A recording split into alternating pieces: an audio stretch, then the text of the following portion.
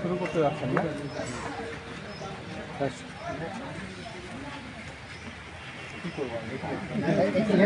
Sir আপনি একটা মাথাটা উঠান স্যার, মাথাটা উঠাবেন, টেবলে করেন। 3 বার দেন। সাবেক সভাপতি আপনি। আসসালামু আলাইকুম সকলকে।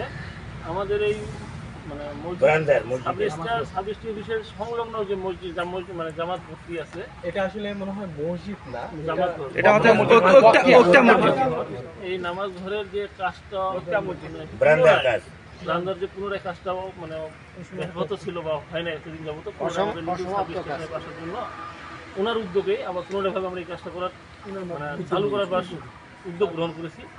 সেই জন্য আমাদের জনাব সাবিস্টি সাহেবকে নতুন কিছু বলার জন্য অনুরোধ করব।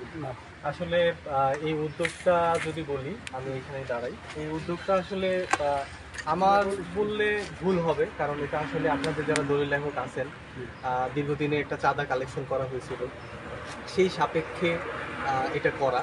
আমার কাছে মনে হয়েছে এটা একটা মহৎ উদ্যোগ। আমি এটাতে সায় দিয়েছি এবং আমি যে একসাথে শুরু উদ্বোধন করলাম, যেটা আসলে আমাকে অনেক ভালো লেগেছে। আপনাদের সাথে আসলে আমি তো সবসময় এজলাসে বসা হয়, ওইভাবে হয়তো কথাবার্তা বলা হয় না। এই উদ্দেশ্যে এখানে আসলাম, বসলাম, খুব ভালো লাগতেছে।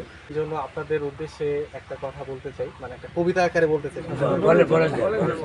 কবিতাটা হচ্ছে এরকম যে, বন্ধুর পথ সহজ হয়েছে তোমরা আছো তাই। আবার বলছি, বন্ধুর পথ সহজ হয়েছে তোমরা আছো তাই।